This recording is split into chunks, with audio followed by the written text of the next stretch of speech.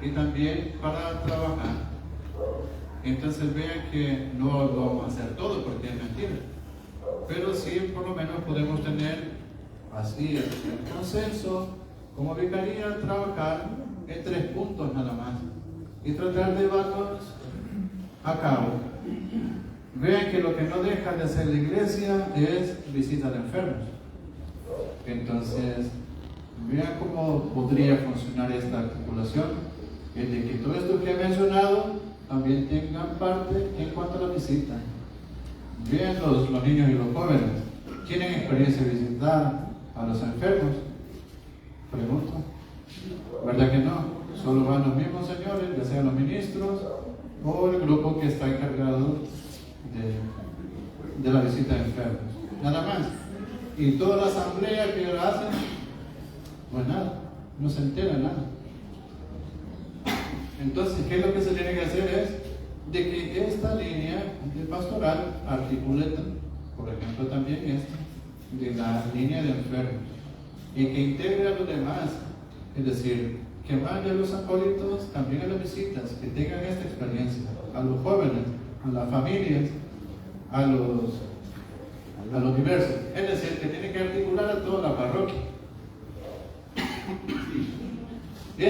Uno posible que ya se hace y que siempre continuará, que es una labor social muy importante. La otra es, siempre hablamos de los pobres, siempre, de la parte de la caridad que uno realiza. Entonces, ¿cómo puede uno articular para este segundo objetivo específico? Este segundo objetivo específico para la acción pastoral. Entonces, de la misma manera, tiene que articular a todos para poder llegar a una mayor efectividad, para ser más efectivo. No sé si me van a entender lo que voy diciendo. Sí, claro. Porque esto va a ser importante. Y el tercero, que posiblemente puede ser que lo llevemos también a cabo, es en cuanto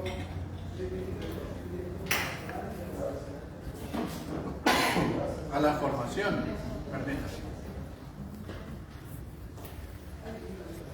En cuanto a la formación, entonces, ¿cómo uno va a poder realizar esto? Vean cómo funciona. La diócesis saca ya sus materiales que los da a los sacerdotes, y los sacerdotes con las niñas también lo bajan a la vicaría. Y la vicaría los recibe y tiene que bajarlos también a las parroquias. Y las parroquias distribuirán en los... Entonces, ¿qué quiero decir con este último? Es de que nosotros tenemos que prepararnos para recibir y también para nosotros enviar a nuestros hermanos. Es decir, que nosotros tenemos que hacer ese lazo en las 3 partes importantes para llevar la información. Por eso es que uno tiene que pedir siempre las diapositivas, tiene que pedir todos los documentos que sea posible, porque cuando llega a su parroquia, pues no se dice nada, se rompe esa parte de documentación. ¿Cómo estuvo la reunión de vicaría? Pues estuvo muy bonito. Llegó un hermano y nos habló un tema, pero corrientísimo, bien interesante, pero hasta ahí se queda, no se da continuidad. Yo digo que estos 3 puntos serían muy importantes, pero podrían llevar ustedes en consenso para elegir cuáles vamos a trabajar. Pero mejor poco, bien hecho, que mucho, y no sabemos qué es lo que hacemos. Bueno, lo dejo aquí con el hermano porque yo estoy mal de la garganta. No sé si se me entendió. Hay 3 cosas que tenemos que estar conscientes de lo que vamos a hacer, porque si no, no nos vamos a enterar de nada, ¿sí? Entonces, ya después del refrigerio, les voy a dar unas copias que me va a alcanzar para todos, porque solo traigo 20. Otra de las cosas también que quiero es que actualicemos también cuáles son los movimientos que tenemos. Tenemos renovación, tenemos encuentros, tenemos del camino, tenemos... Quiero detallarlo todo eso, porque también ahí lo vamos a integrar. No, pero que no tiene nada que ver con esto de la pastoral social. Nosotros somos nada de eso. Entonces, quiero de todo lo que tiene la vicaría, necesitamos saber quiénes son los movimientos que tenemos. Bueno, hasta ahí, después voy a continuar porque me da más. Entonces lo vamos a dar así en puntos suspensivos para decir, continuamos después.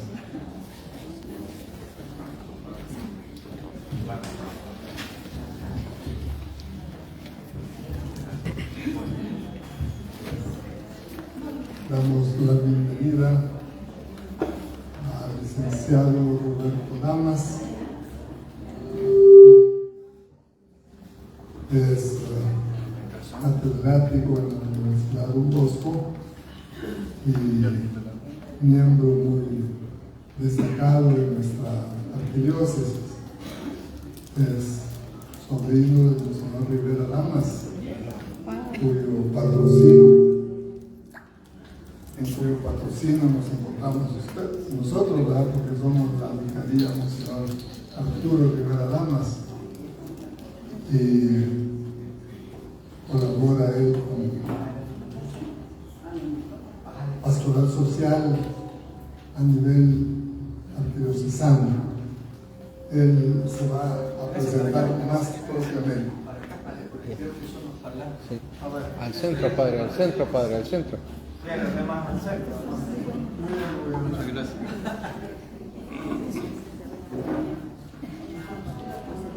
Bueno, buenos días a todos. Buenos días. Ahí, perdón la demora, pero me confundí de parroquia. Andaba en la parroquia de Lourdes. Bueno, como bien, gracias al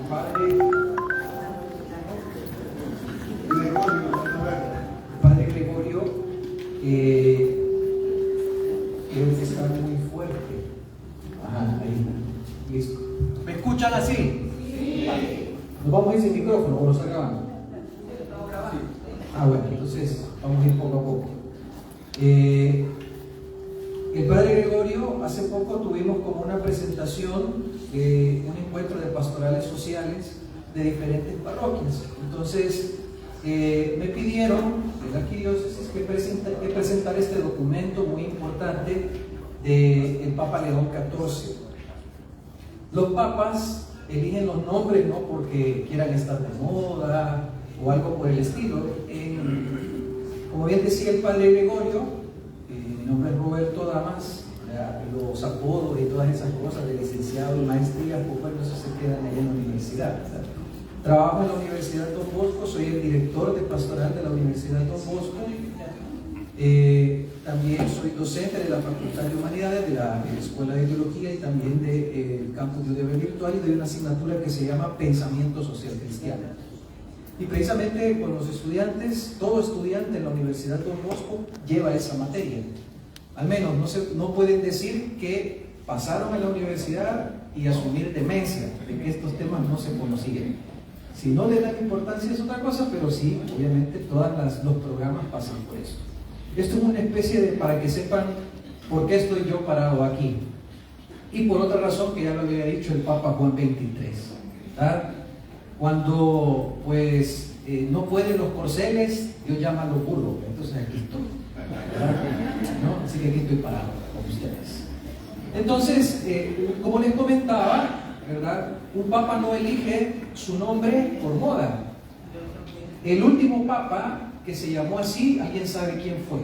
Francisco. No. León XIII. Muy bien. ¿Y por qué? Es que esa es la pregunta fundamental. Francisco, cuando eligió su nombre, ya lo vamos a ver, no fue, ay, qué bonito, sí, obviamente San Francisco de Asís nos inspira, pero hay toda una visión eclesiológica y eclesial de ese nombre que se escoge, ¿verdad? Y lo vamos a ver en su momento. Bueno, entonces, yo solo, no se preocupen, algunos allá esto les va a quedar como examen visual, ¿verdad? Pero les voy a dejar con el Padre Gregorio la presentación. Aquí el Padre, ¿cuál es su nombre? Edgar, excelente, ¿verdad? Eso siempre pídaselo a un ponente, ¿verdad? El ponente que no quiere dar su material, ¿verdad? Significa que tiene miedo de no producir otro. por eso anda con el mismo para arriba y para abajo. Esa es mi conclusión como docente. A mí todo el mundo me dice, ¿y me pueden pasar el material? Por supuesto, ¿verdad? Así que ahí se lo vamos a pasar al padre Gregorio para que lo tengan todos, ¿no? Y los que no lo quieran tener en digital lo imprimen. Quiero decir, también estuve hace poco en la parroquia de mexicanos con el padre Santa María, ¿verdad? Y le voy a decir lo mismo que le dije allá a la gente. Vengo a darles una provocación. Esta reflexión no sustituye que tengamos que leer el documento completo, ¿verdad? Eso es lo primero que tenemos que entender. Mi intención no es hacer, hoy todo se quiere explicar en memes. Hoy a uno le dicen, no, mira, te vamos a dar chance, pero en 15 minutos. 15 minutos, ¿qué hago? O sea, todo se quiere rápido. El Papa Francisco ya lo había denunciado en la Laudato Si, lo pueden ver en el artículo 18, dice, vivimos una rapidación que no nos deja establecer procesos, ¿verdad? De ahí que se pueden unir muchas cosas. Voy a tomar otro ejemplo de esa rapidación. Yo soy una persona felizmente casado, porque hay casados con S, en esos me cuento yo, y hay casados con Z, ya que se lo casaron, ¿verdad? O la casaron, ¿verdad? Entonces, le preguntaron al Papa Francisco en el vuelo de Turquía a un periodista por qué había tanto divorcio en matrimonios en la iglesia. Y dice el Papa Francisco, voy a responder como respondió mi predecesor en la Ratisbona ya por 2003, que era Benedicto XVI.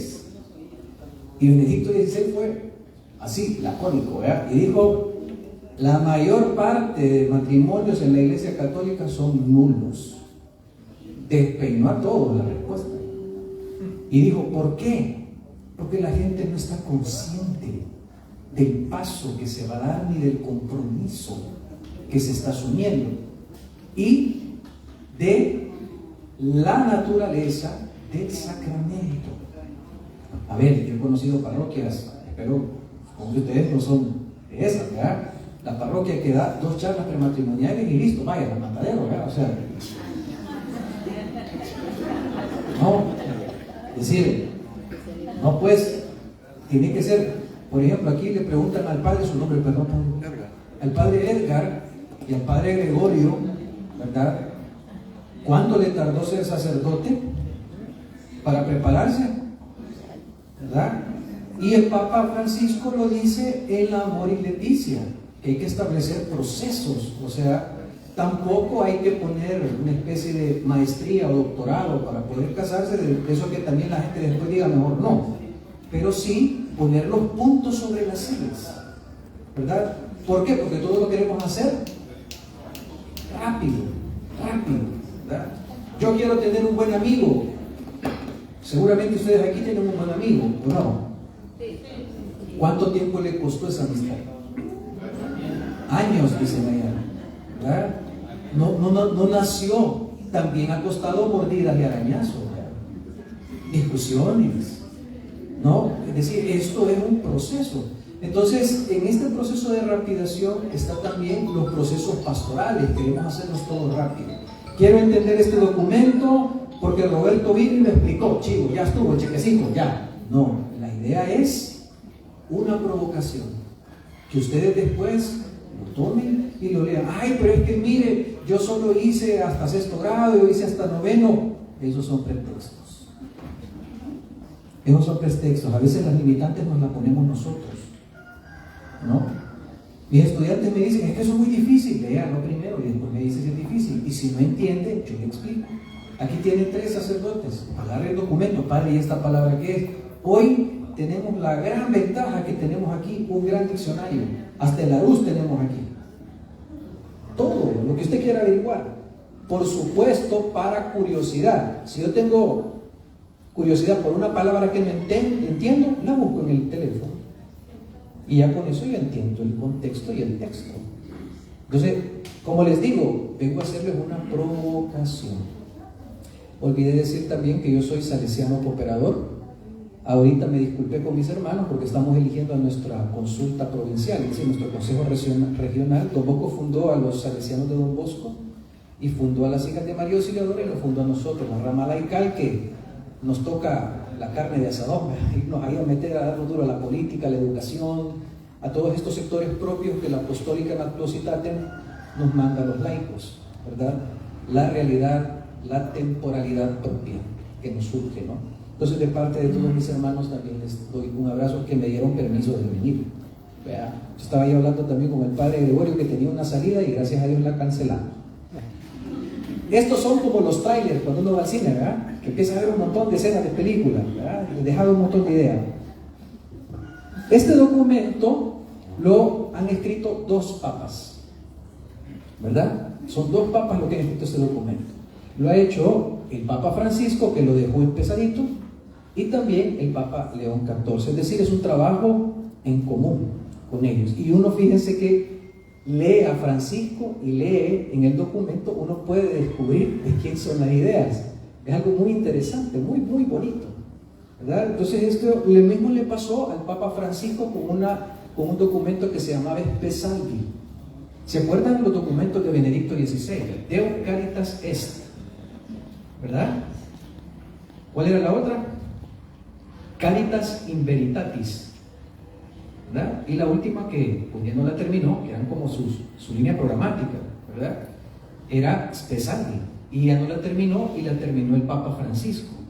Entonces, igual le pasó al Papa Francisco, no terminó ese documento y lo termina el Papa León XIV. Vamos más rápido. Esto sí es importante aclararlo. Yo voy a citar el documento de Puebla en 1979 de la homilía inaugural del Papa, ahora no, San Juan Pablo II, que decía: hemos venido aquí no tanto para volver a examinar al cabo de 10 años después de la reunión de Medellín el mismo problema, cuanto para revisarlo en modo nuevo, en un lugar nuevo y en un nuevo momento histórico. Esta opción por los pobres no es nueva a la iglesia, la tenemos desde Jesús, ¿verdad? Pero obviamente tenemos que verla siempre con nuevos ojos, porque tenemos una nueva realidad y también nuevas fronteras de periferia. Voy a ir un poco rápido. Padre Gregorio, ¿cuánto tengo? Perdone. El Padre Edgar es el mero sabroso aquí, entonces. Ok, haga Padre Edgar, ¿cuánto tiempo tengo? Usted me dice y me atengo a eso. En principio, 2 horas. vamos a pasar a las 10:15. 10:15. Hasta ahí. Listo. Le voy a ir dando como se le llama, esta infografía la pueden encontrar en la página web del Dicasterio para el Desarrollo Humano Integral del Vaticano, ¿verdad? Esta no la hice yo, pero solo se las dejo ahí, que es una guía, cómo está estructurado el documento.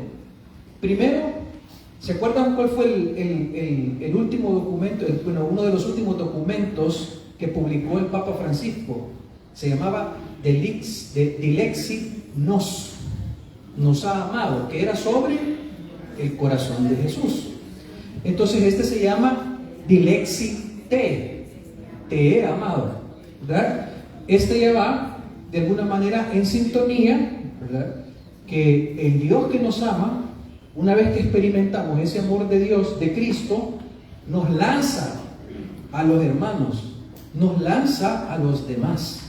Es decir, alguien que verdaderamente experimenta la fe y experimenta el amor de Cristo, el amor de Dios, es directamente proporcional con su relación con los pobres. Luego, obviamente, ¿por qué se escribe este documento? Ahí van a encontrar ustedes en la presentación que les voy a dejar, ahí están todos los artículos.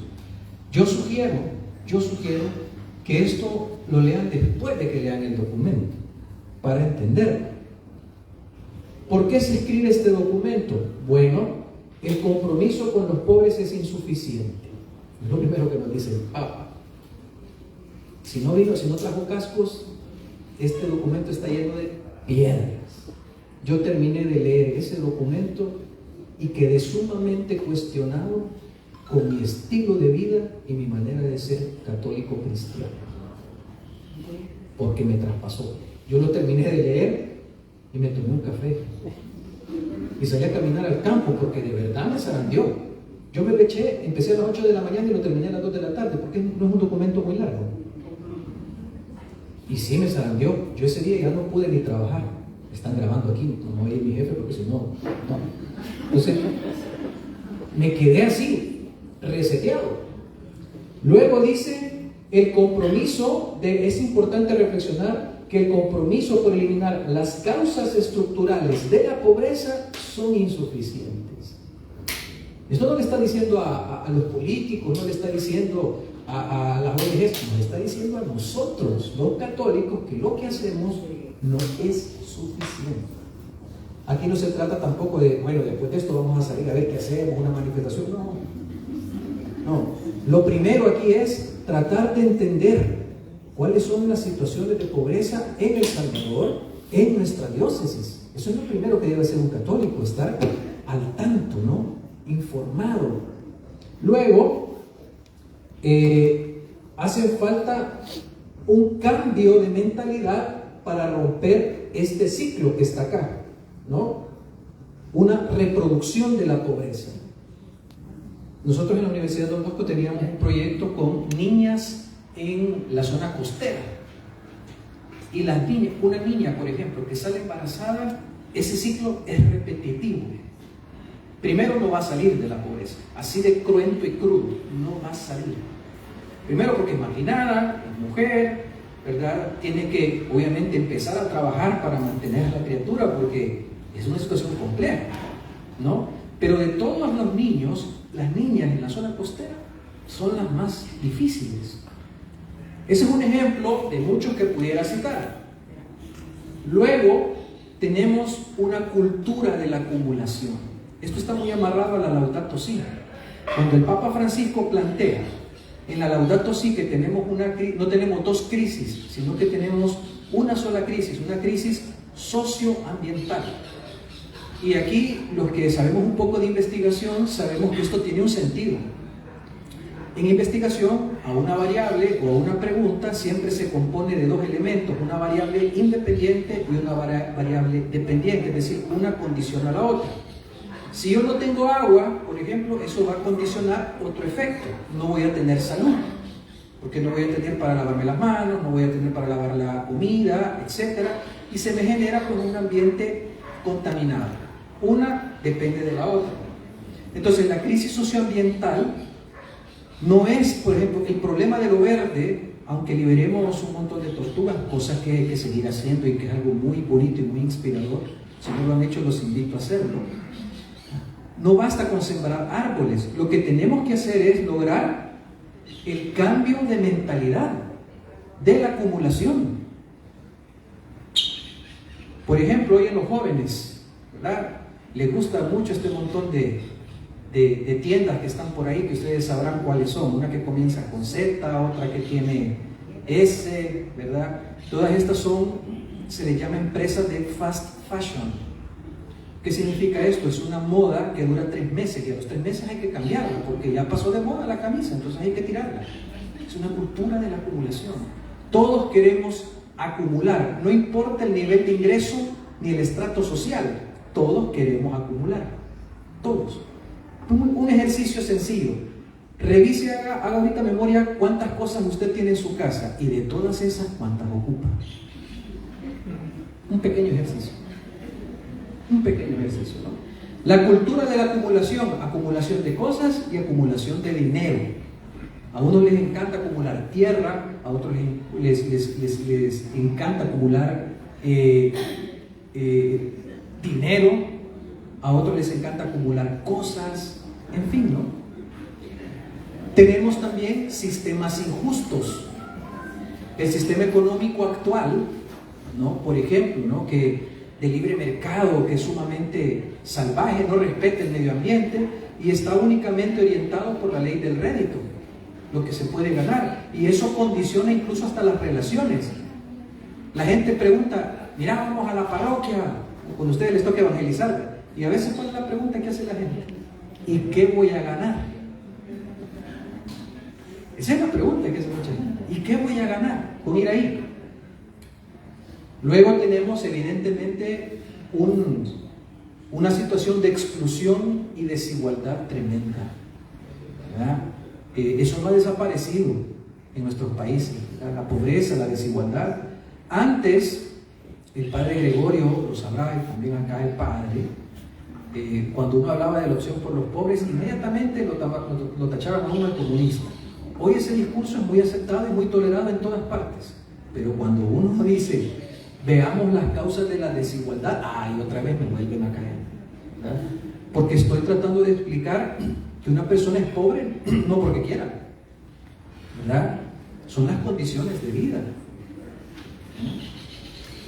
Luego, y quizás este es el último, está al último, digamos en el último apartado, la indiferencia social que existe ahora es terrible sobre la pobreza. ¿No? Hoy vemos a gente pidiendo en las calles, niños que se nos acercan, no le des porque si no está fomentando ese trabajo. Yo recuerdo un pensamiento de Oscar Romero que decía sobre eso, sobre la limosna. Decía, prefiero equivocarme con mi obligación de cristiano a equivocarme con la soberbia de juzgar para qué lo quiero. Independientemente, para qué lo ocupe en ese momento, darle algo a alguien, a lo mejor en ese momento le solventamos el hambre, quizás no le solventamos su situación, pero en ese momento le ayudamos. Es decir, la indiferencia es lacerante. Yo no sé si alguna vez alguno de ustedes le ha prestado dinero. Levanten la mano quien le ha prestado dinero a un amigo.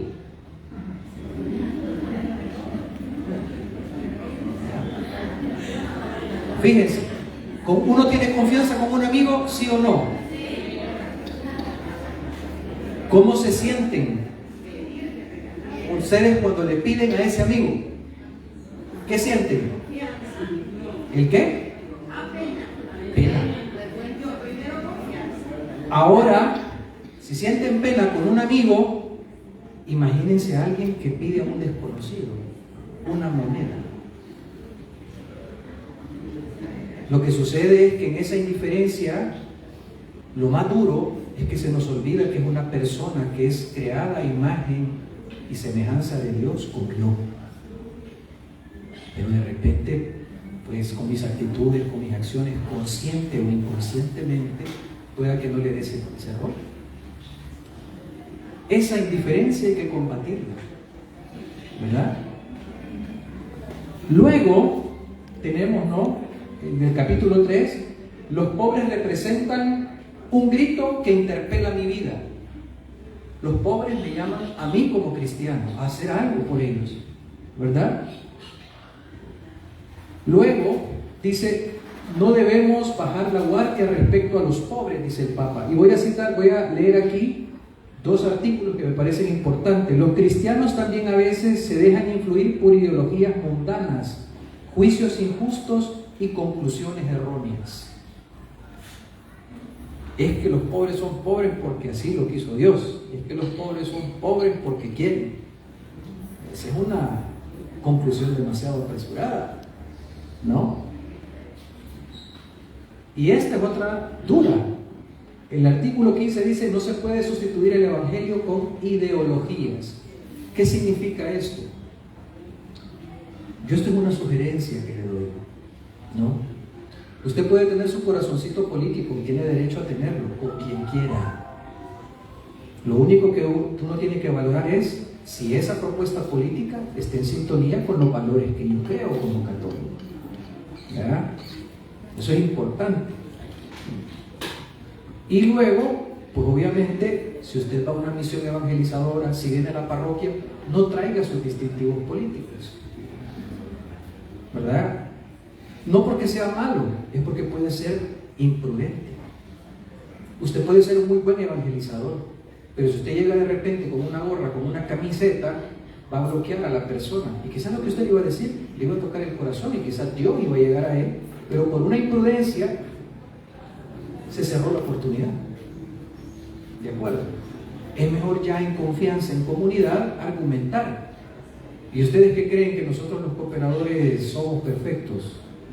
Nosotros también nos hemos discutido por posturas políticas, pero ya en un clima de más fraternidad. Esto es muy importante. Y obviamente también como otro tipo de ideologías, ¿verdad? Que no es el tema, pero ustedes sabrán qué tipo de ideologías, no se puede casar con el Evangelio. El Evangelio tiene que ser puro. Mi opción política, evidentemente, puede tener una tendencia, pero no puedo condicionar el Evangelio a eso. Bien, vamos más rápido porque si no aquí me regañan. Luego, el documento tiene, primero parte, algo muy importante el documento. Cristo nos ama, y si Cristo nos ama debemos amar a los pobres porque no hacemos lo suficiente. Y luego, evidentemente, pues, lo que acabamos de mencionar, no podemos despreciarlos. ¿Qué nos dicen las Escrituras? Hay todo un apartado con una especie de concordancia bíblica sobre los pobres en la Biblia, ¿verdad? Los famosos Anahuim de Yahvé, ¿verdad? Y hay varios elementos importantes. Cuando a mí me dicen, porque hay estudiantes que de repente me preguntan, mira Roberto, pero es que el Vaticano tiene un montón de riquezas. O me dicen, ¿es cierto que el Vaticano tiene riquezas? Yo le digo, sí, somos millonarios. Millonarios. Se me queda viendo. ¿Y por qué no distribuyen ese dinero que tienen? Pues, y yo le respondo con este documento. El documento dice que el tesoro y el rostro vivo de la iglesia son los pobres. Qué cosa más maravillosa, porque es un tesoro que nadie quiere robar. ¿Se han fijado? Es un tesoro que nadie se quiere robar, ¿no? Es nuestro tesoro, los pobres, porque nadie más trabaja por ellos como la iglesia. Hace poco yo estaba presentando un programa de voluntariado y presenté a la ODUCAL, a la Organización de Universidades Católicas de América Latina, a la que pertenecemos, porque nosotros en la universidad coordinamos, ¿verdad? Coordinamos este programa y ponían los datos de todas las estructuras de servicio y de atención a los pobres que la iglesia tiene alrededor del mundo. Somos la institución más grande con mayor trabajo de voluntariado en el planeta. Cuando alguien le diga, ¿y qué hace la iglesia? ¿Qué no hacemos? Lo que pasa es que evidentemente los medios de comunicación viralizan no más lo negativo, ¿no? Y hablando de eso, ¿verdad? Ya saben del último escándalo en la iglesia. Estas cosas hay que hablar. O sea, es iluso cerrar los ojos, ¿verdad? No, eso no pasa, ¿verdad? El arzobispo de República Dominicana, que lo destituyeron. ¿Por qué? Por acumulación. ¿No? Gracias. Esto significa que ya me vaya callando. Y esto es producto de esa acumulación. Imagínense, es decir, mucha razón tenía Pablo VI cuando dijo: el humo de Satanás se ha metido en la iglesia. Miren, en la experiencia eclesial que yo tengo como hombre de fe, como católico, ¿verdad? He visto de todo. He visto de todo. Y sigo plenamente convencido que esta iglesia la sostiene el Espíritu Santo, porque si fuera por nosotros, Dios guarde, esto ya se hubiera descalabrado. Otras empresas u otras instituciones por menos se han colapsado. Sin embargo, nosotros seguimos de pie, pero somos más lo que queremos hacer el bien. Eso también no perdámoslo de perspectiva. Nos duelen muchos escándalos de laicos, de sacerdotes, de monjas, etcétera, ¿no? Pero no perdamos el norte. Ese es un botón, no es todo. Jesús tuvo un traidor y Jesús nos lo dejó, ¿verdad? Se me pasó a mí y lo dijo de varias formas, nos lo advirtió, ¿verdad? Si esto hacen con el leño verde, ¿qué no harán con el seco? Dijo Jesús. O sea, ¿no? Cuando nos dice el documento, dice: Él me envió a llevar la buena nueva a los pobres. El evangelio hay que llevarlo siempre a los pobres. Si tenemos que escoger con quién trabajar, con los pobres. Jesús se presenta al mundo no solo como Mesías, sino como Mesías de los pobres, para los pobres. El Señor, ¿se acuerdan el problema que se ganó, ¿verdad? Cuando desenrolló el pergamino de Isaías y dijo: el Señor está sobre... Yo me quiero imaginar esa imagen. O sea, esa imagen es sumamente desafiante. O sea, yo me imagino que él termina de leer ese pergamino y se les queda viendo. Les aseguro que esta palabra se cumple hoy, aquí. Eso despeinó a esa gente que estaba ahí, por eso por poco lo matan, ¿verdad? Porque él estaba diciendo en esos momentos lo mismo que le dijo a Moisés en la zarza. ¿Qué le dijo en la zarza a Moisés? ¿Qué le dijo? Yo soy. Jesús estaba diciendo ahí, yo soy. Significa que para nosotros, para la iglesia, los pobres son esa zarza ardiente. Y ante ellos hay que descansarse porque es tierra santa. Don Antonio Domenech, el anterior delegado de Pastoral Juvenil de nosotros los salesianos, hizo todo un planteamiento teológico para nosotros los salesianos, diciéndonos: los jóvenes pobres para nosotros son una zarza ardiente, son un lugar de encuentro teológico. Ahí Dios se nos revela. Quiero saber dónde está Dios. Ahí, con ellos, en ellos. Ahí se revela Yahvé. Lo mismo nos dice este documento. Los pobres son un lugar de encuentro teológico. ¿Y quién lo dice? El mismo Jesús. ¿Ya? Mateo 25, 35 y siguiente. Me viste hambriento y me diste de comer. Me viste sin ropa y me vestiste. Me viste preso y fuiste a ver. Me viste enfermo y me atendiste. Y le podríamos agregar: me viste migrante y me acogiste. ¿Verdad? Y así. Y todo cuanto hiciste a uno de estos mis pequeños, conmigo lo hiciste. ¿Saben cuál es el título de esa frase, de esa lectura bíblica? ¿Alguien se ha percatado? El juicio final. No nos van a preguntar cuántas veces rezamos, y por supuesto que eso es importante. No quiero que me malinterpreten. No nos van a preguntar si vamos los domingos a misa, que hay que ir. Yo desconfío plenamente en un católico que no va a misa y no se confiesa. ¿Verdad? Algo esconde. Sí, algo esconde. Algo esconde, ¿no? Entonces, pero al final de los tiempos nos van a juzgar por la caridad con los pobres, ¿verdad?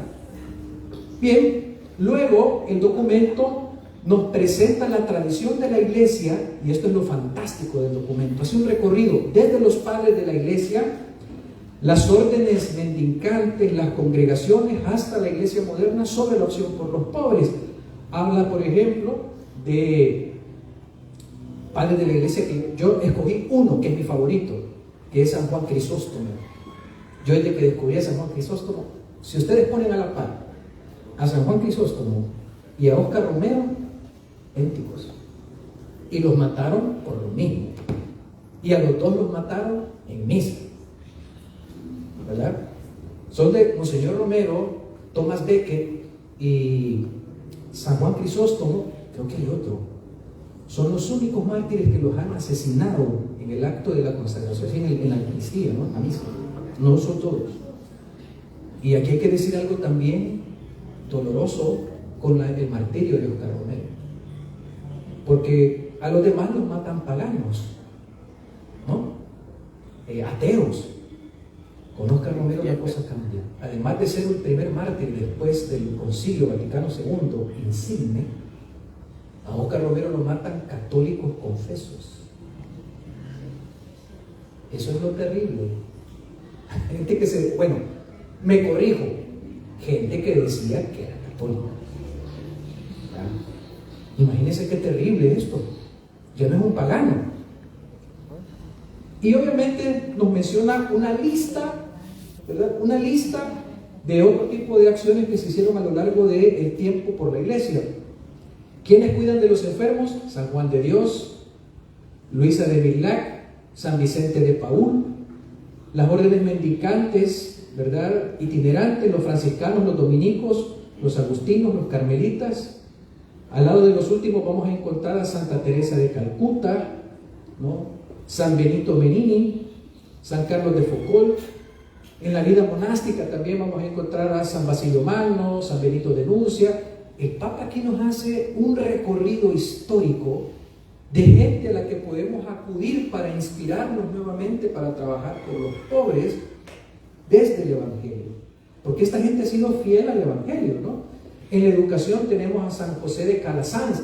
Si hay un patrono de la educación, aquí lo voy a decir con mucha humildad, no Don Bosco, es San José de Calazán, fue el primero.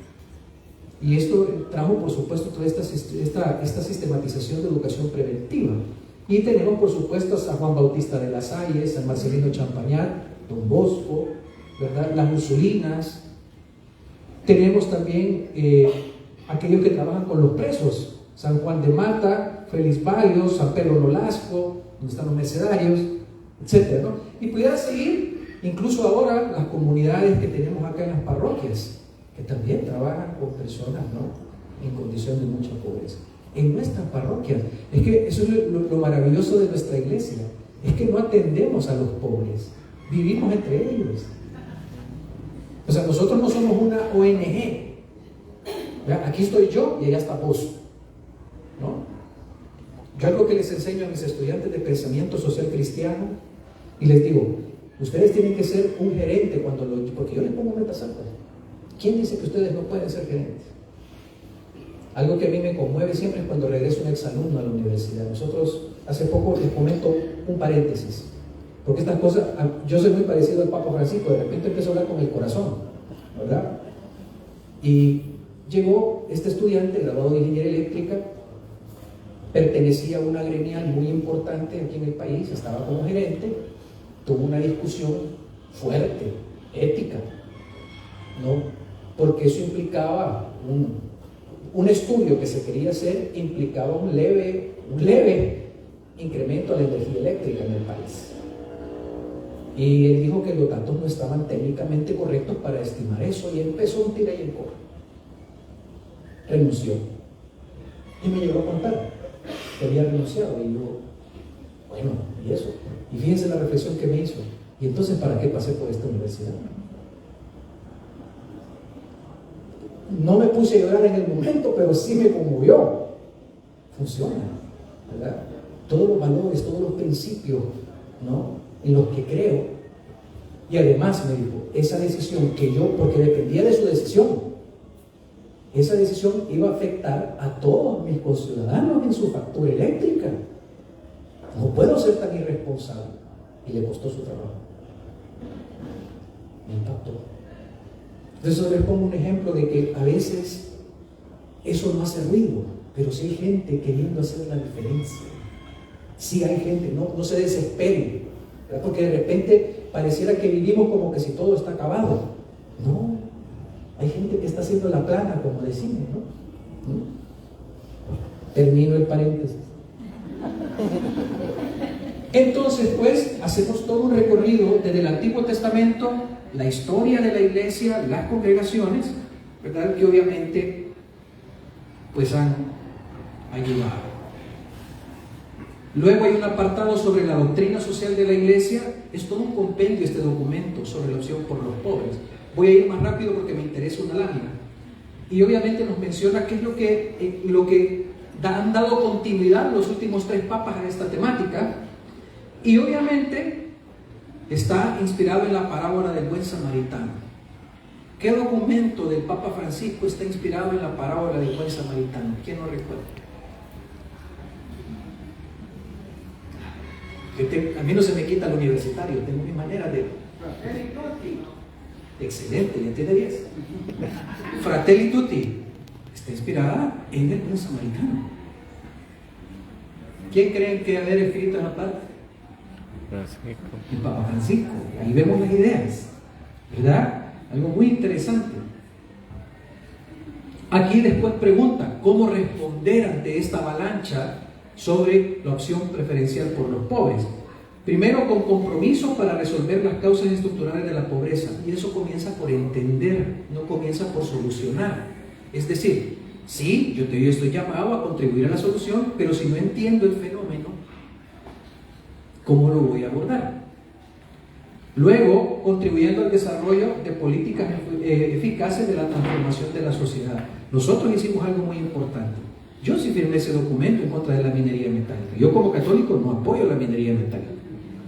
Hemos dado un retroceso horrible. Eso es abrirle la puerta al diablo. Y el dinero, como les digo, el Papa Francisco cuando hablaba del corazón era atrevido. En la Fratelli Tutti le escuché por primera vez yo no le llamaría una mala palabra, pero casi, a un pontífice. En el artículo 21, el Papa dice: hemos convertido nuestra casa común en un vertedero de porquería. No lo digo yo, lo dijo el Papa Francisco, en una encíclica, así de duro lo dice. En otra entrevista también se le sale otra cuestión, como le digo, cuando él hablaba del corazón era, ¿no? Encendía fuego en el corazón. Y dice él, en una entrevista, cuando le preguntan por escándalos como este, ¿no?, de República Dominicana, donde hay dinero de por medio, y el Papa dice así un poco asqueado: el dinero es el estiércol del diablo. Así, busquen en internet, ahí está la entrevista. Así dice, pero el Papa asqueado dice, y dice otra frase: por la bolsa del pantalón entra el diablo. Por el dinero se pelea media humanidad. Desde los que tienen hasta los que no tienen. Los que no tienen no se escapan tampoco, ¿verdad? No es que porque no tengan no me voy a pelear por él, claro, ¿verdad? Y finalmente termina con: ¿hacia dónde va la iglesia hoy? ¿Verdad? ¿Cuál es la ruta de trabajo, el mapa, el trazo de la navegación de la iglesia? Volver a esto, a la opción por los pobres.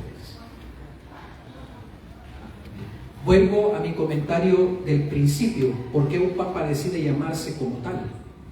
Cuando el Papa Francisco cuenta esto, ¿no?, y eso está en el documento, ese es el cardenal Claudio Hummes. Y cuando en la tercera votación, porque en la tercera votación se eligió al Papa Francisco rápido, en la tercera votación, cuando ya alcanzó los 2/3 y se da el aplauso, ¿verdad?, el cardenal Hummes se paró, dice el Papa Francisco, lo abrazó y lo besó, y dice él que me dijo algo que me quedó aquí y aquí, dice el Papa Francisco. Cuando el cardenal Hummes lo abrazó, lo besó y le dijo: no te olvides de los pobres. Menudo problema el que le dejó al pobre, ¿verdad? O sea, no te olvides de los pobres, ¿no? Yo cada vez que me acuerdo de esa escena que él cuenta, es impactante, ¿verdad? Y el Papa Francisco trató de ser fiel a eso, ¿verdad? Entonces, y dice el documento, partiendo el Papa León XIV de esta experiencia, ¿no?, él expone León XIV. El documento magnífico que nos quedó de León XIII es la Rerum Novarum, que significa las cosas nuevas: la industrialización, ¿no?, la producción en serie, la relación entre patronos y obreros, el trabajo, la organización sindical, es decir, un montón de temas importantes que la iglesia tenía que orientar. Y León XIV elige ese nombre para darle continuidad. ¿Por qué? ¿Qué cosas nuevas tenemos? Tenemos una guerra a pedazos, como decía el Papa Francisco, que se vive en el ámbito económico, no tanto en las armas. Tenemos una guerra a pedazos. Además que sí tenemos más de 52 conflictos armados en todo el mundo. Lo que pasa es que importan solo los conflictos de los blancos. Seguimos siendo una humanidad cínica. Nos importa el conflicto entre palestinos e israelíes, entre rusos y ucranianos, que son los mismos, que uno entiende ahí, ¿no?, hablan el mismo idioma, viven en la misma tierra. ¿Pero por qué son más visibles? Porque son blancos. El montón de guerras de negros en África y en otras partes a nadie le importa. O sea, es una situación dura, ¿no? Una manera, la indiferencia que dice el documento, ¿verdad? Entonces el Papa León XIV se atreve, ¿no?, a estos temas nuevos. ¿Qué otro tema? A ver, así en boga, es muy importante. Cuando quieran podemos hacer también algún tallercito sobre ese documento, sobre la inteligencia artificial. La inteligencia artificial produce algo que es bien peligroso, se llaman deepfakes, que es algo que parece cierto. Yo la primera cosa cuando me asusté con inteligencia artificial es un video que me pasaron los estudiantes de una fiesta donde asisten todos los presidentes del mundo, hasta los que ya se habían muerto, ¿verdad? Y así llegan en limusina, así plan jet set, pero era como un documental. Mi mamá cada semana me habla: mira, fíjate que vi esto. Mamá, eso no es cierto. Sí, ojo, parece algo ingenuo, Algunos no tienen esa competencia para distinguir entre lo que se produce con inteligencia artificial, y muchos sectores, entre nosotros la academia, le estamos demandando a muchas organizaciones que todo lo que se produzca con inteligencia artificial debería tener una marca de agua para ayudar a aquellos que no pueden. Porque hoy, por ejemplo, ¿cuál es su nombre? Juan Carlos. Yo le puedo tomar una muestra de voz a Juan Carlos con mi teléfono, le tomo una foto, se la meto a inteligencia artificial y le escribo un texto. Necesito que me hagas que, me dijo su nombre, Juan Carlos. que Juan Carlos me diga esto. Y me cree el video. Eso fue peligroso. Porque ahorita eso es incipiente, pero sabemos que la tecnología va mejorando. Y eso, digamos, son las consecuencias éticas. Ese es otro documento que les recomiendo. Se llama Antiqua et Nova. En ese documento, un comercial. En ese documento, al Papa ahí se le salió los jesuitas. Es un documento bien denso. O sea, muy filosófico, y además que lo hizo, es producto de un libro de casi 500 páginas, ¿no?, de muchos estudiosos que le ayudaron al Papa a construir ese documento. Podemos hablarlo y aterrizarlo un poquito para que por lo menos ustedes, ¿no?, sepan en qué consiste eso de la inteligencia artificial, que tiene un desafío ético. Cierro el comercial. Bien, vamos más rápido porque ya me quedan unos pocos minutos. El capítulo 1 define muchas formas de pobreza, que tenemos nuevas formas de pobreza, ¿no? Los que no tienen sustento material, la pobreza del que está marginado socialmente, el que no tiene instrumentos para darle voz a su dignidad, ¿no?, a sus capacidades, la pobreza moral y espiritual. Esa hace mucho tiempo no se le prestaba mucha atención. Es que realmente en nuestros países, en América Latina, no me voy a traer a hablar del mundo, aunque el documento habla del mundo, pero el problema que tenemos en la política es esa crisis de espiritualidad y de moral. Espantosa, ¿verdad? Espantosa. Yo hace poco conocí a una persona que vende equipos para licitación, ¿verdad? Y siempre se le pasa al otro debajo de la mesa algo para que se pueda dar la licitación. O sea, es terrible, ¿no? Eso es algo sumamente penoso. Y obviamente el capítulo 1 hace como un diagnóstico y nos recuerda el documento de Puebla. Yo creo que es importante con este documento Dilexite volver a leer los artículos del 30 al 50 del documento de Puebla. Ahí define quiénes son los pobres, para que no andemos con cuentos, ¿no? ¿Sigo? Uy, perdón.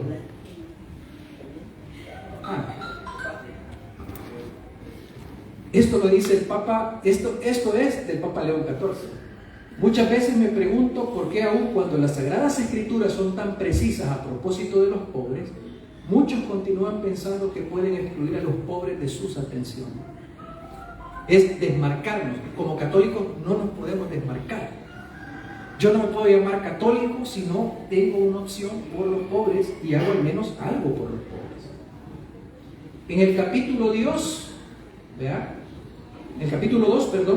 nos dice que Dios opta por los pobres, ¿verdad? Es innegable que el primado de Dios en la enseñanza de Jesús va acompañado de otro fijo. No se puede amar a Dios sin extender el propio amor a los pobres. Yo no puedo decir que amo a Dios y no amo a los pobres. Y esto lo dice San Juan. Aquel que dice que ama a Dios y no ama a sus hermanos es un mentiroso. Esa es la carta de San Juan, la primera. Voy más rápido. La llamada del Señor a la misericordia para con los pobres ha encontrado una expresión plena en la gran parábola del juicio final.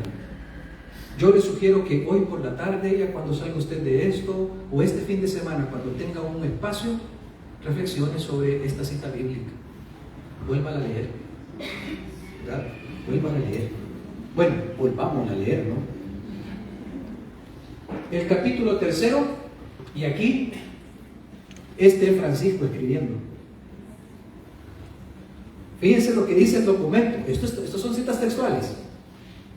Hay que decir sin vueltas que existe un vínculo inseparable entre nuestra fe y los pobres.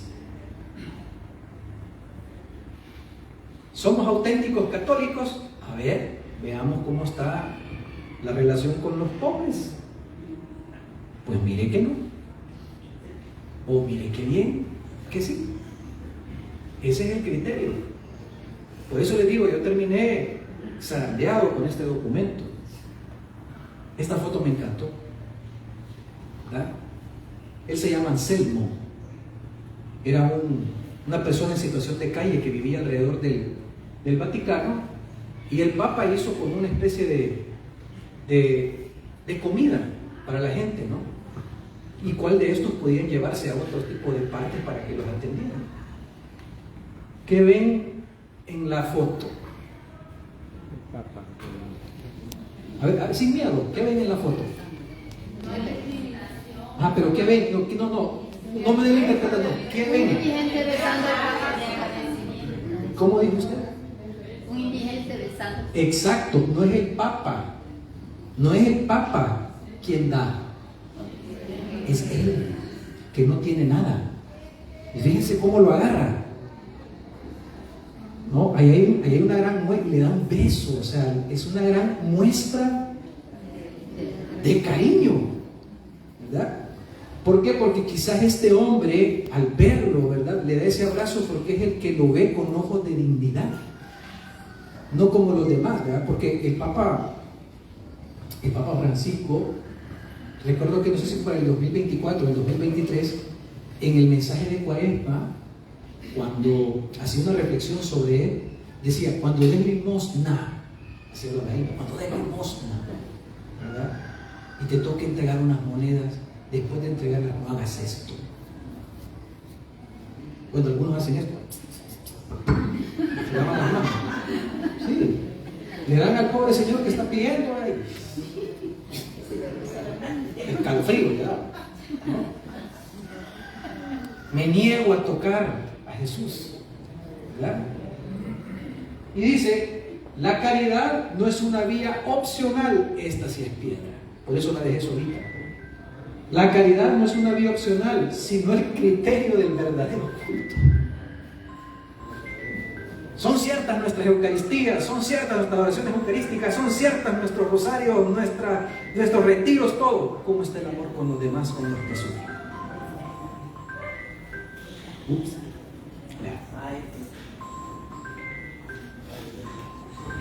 Hay muchas personas que trabajan. Esta foto de Madre Teresa yo se las traje porque en la biografía de Madre Teresa hay algo bien interesante.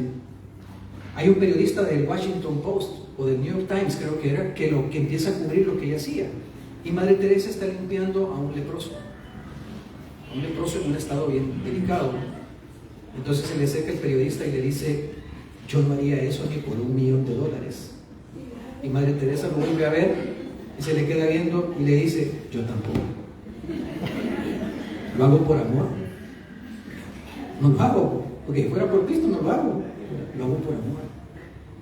Y el Papa también, Francisco, nos recuerda, no sé si ustedes vieron alguna vez esa expresión del Papa Francisco cuando él hablaba del corazón, ¿verdad? Dice: solo hay una manera permitida de ver al hermano hacia abajo. Solo hay una forma permitida desde el Evangelio de ver hacia abajo al otro para tenderle la mano y levantar. Es la única, ¿verdad? 2 piedras. Decía San Juan Crisóstomo, esto está en el numeral 41: ¿de qué serviría al fin y al cabo adornar la mesa de Cristo con vasos de oro si Él muere de hambre en la persona de los pobres? Primero da de comer al que tiene hambre y luego adorna su mesa con lo que sobra. ¿Verdad? Esta es una cuestión a ese culto lujoso. Ayer a mí me caía en Instagram un padrecito, ¿verdad?, hablando sobre el canto gregoriano. Está bien. Pues sí, pero si yo me voy a las comunidades con el canto gregoriano, lo que tiene que ser solemne, solemne. Yo decía: sí, está bien, pero ¿en qué momento les enseñamos? ¿Cómo les enseñamos? Porque es lo más importante. Esta es la que más me gusta a mí. Dice: ¿quieres honrar el cuerpo de Cristo? No permitas que que sea despreciado en sus miembros, es decir, en los pobres que no tienen que vestir, ni lo honres aquí en el templo con vestiduras de seda, mientras fuera lo abandonas al frío y a la desnudez. Aquí en la hora santa, poderoso yo, salgo allá afuera y me pide ayudarle. No es conmigo, Señor, es como otra iglesia, ¿no? Así es la cuestión, de radical.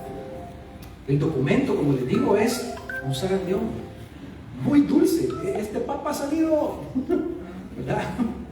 Es bien, hola, ¿qué tal? ¿Verdad? ¿Cómo están? ¿Verdad? Y aquí viene una interpretación mía. Estamos hablando también de una opción preferencial por los pobres que nace en el contexto latinoamericano. Ese término nació aquí, en América Latina.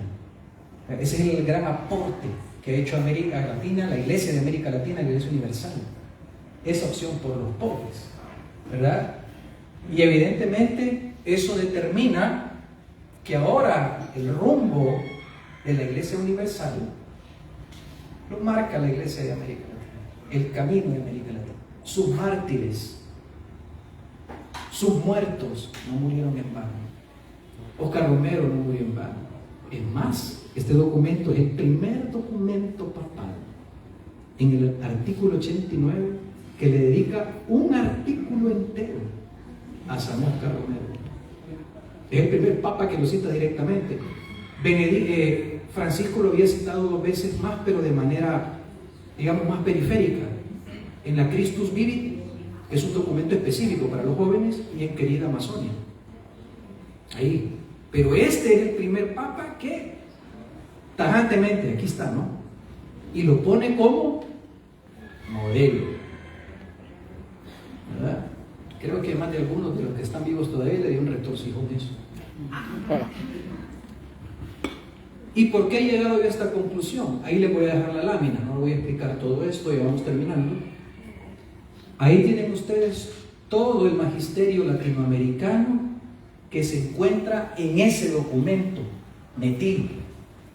Todas las ideas de la conferencia del episcopado latinoamericano, de la pastoral y de la eclesialidad de América Latina, ha alimentado este documento, ¿verdad? Del ICCITE. Estamos hablando que América Latina, ¿verdad? Dice ahora, este es el camino, ¿verdad? Así como en su momento lo decían otras iglesias en aquellos momentos, ¿verdad? Vamos respondiendo poco a poco, es decir, nuestros mártires, nuestro trabajo, nuestro esfuerzo ha empezado a dar frutos, ¿verdad? Los procesos, lo que nos dice el Papa, no todo se da rápido, ¿verdad? Algunas ideas rápidamente. Vámonos a Río de Janeiro en 1955, ahí no se había definido el término. Mientras pone acento sobre la necesidad de desarrollar el documento una siempre y más amplia, intensa actividad social y benéfica en favor de las clases más necesitadas. Como decíamos al inicio, lo que decía San Juan Pablo II, no venimos a hablar de algo nuevo, sino a verlo en otro contexto, en otras realidades y en otras demandas. Luego nos vamos a ¿dónde? Medellín. Una iglesia pobre, para que defienda sus derechos, que promueva el progreso de los pueblos más pobres, que luche contra esa desigualdad, ¿no? Nuestra misión pastoral es esencialmente un servicio de inspiración y de educación de las conciencias de los creyentes para ayudarles a percibir las responsabilidades de su fe en su vida personal y en su vida social. De ahí nos vamos ¿a dónde? A Puebla. Los pobres son muchos.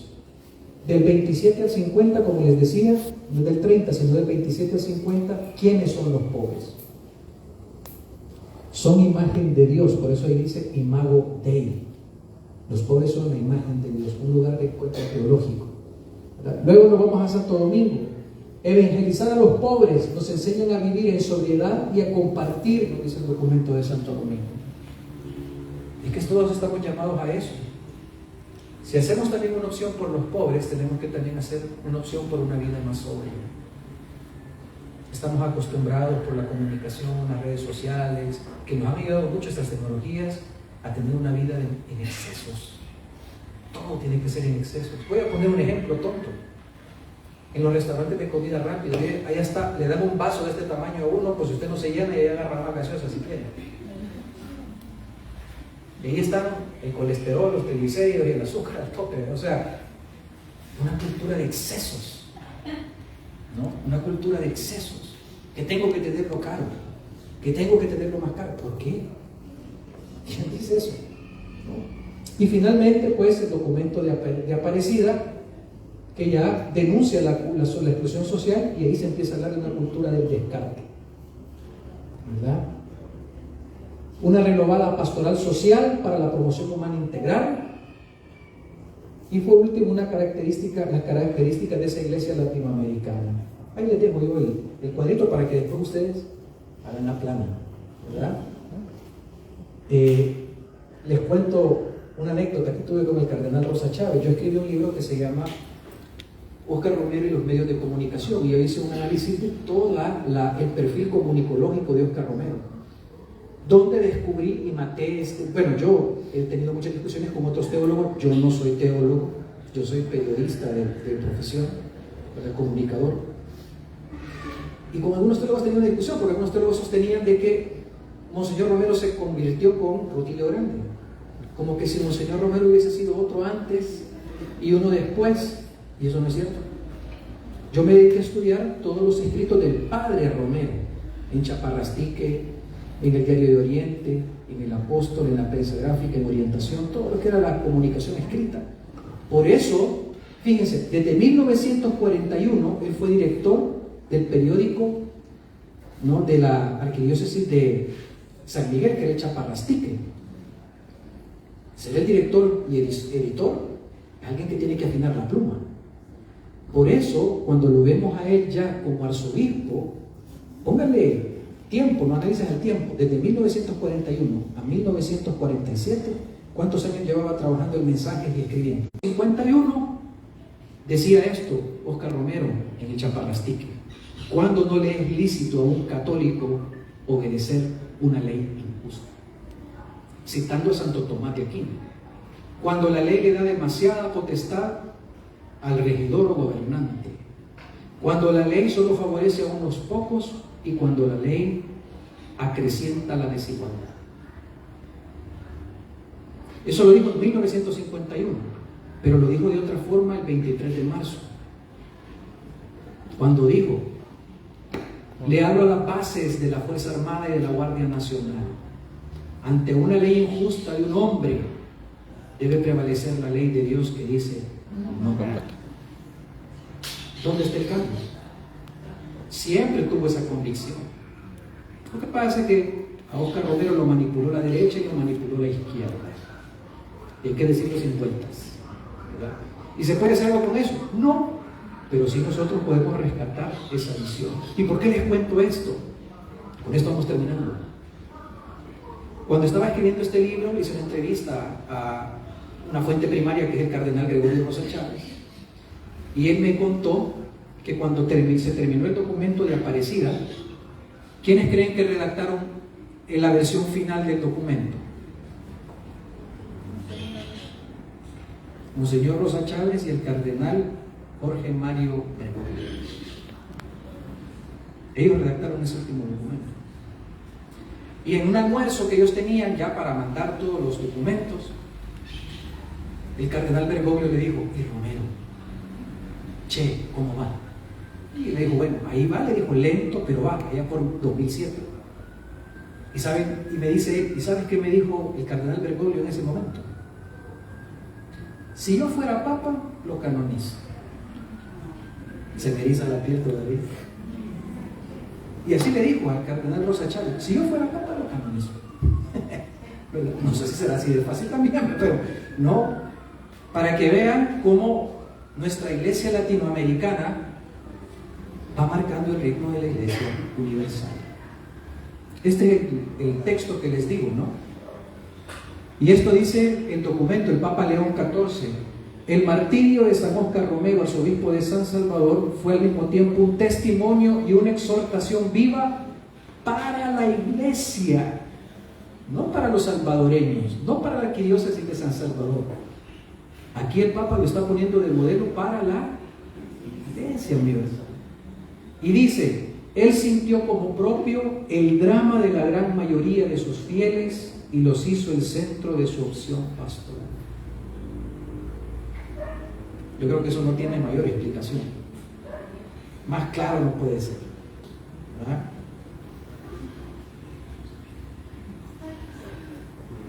Y bueno, creo yo que San Francisco de Asís sigue siendo, la gente cuando hablo aquí dice, no vas a hablar de Don Bosco. Bueno, ¿verdad?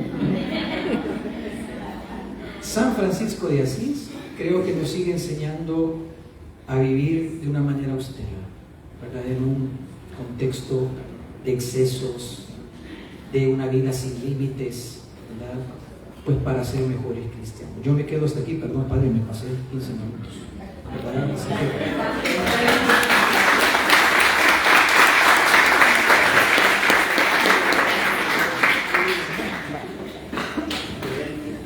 Muy bien, espero que lean el documento, porque este es un resumen.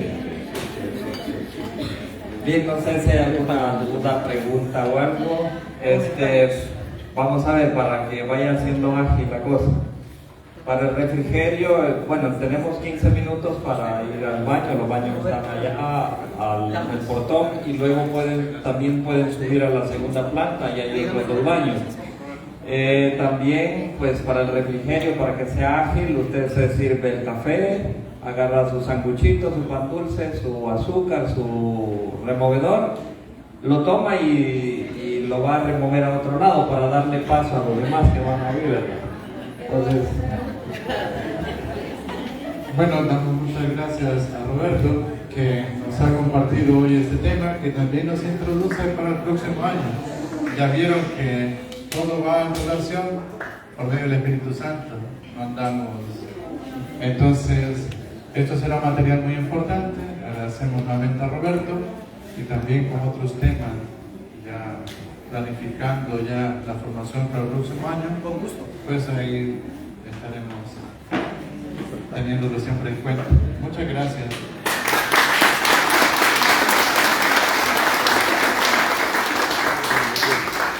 Ahora sí, como ha dicho el hermano Ricardo, pero antes vamos a recibir ahí el refrigerio, pero también necesito que si podemos hacer 10 grupos, no sé si podemos hacer 10 grupos, ya después vamos a hacer la dinámica, porque vamos a reflexionar un poco sobre el plan que tenemos. Bueno, es una base, en realidad todavía no es así en concreto, pero nos va a ayudar para ir poniéndole carnita, como dice el padre Tau, ya para el próximo año. Muchas gracias. Pueden pasar.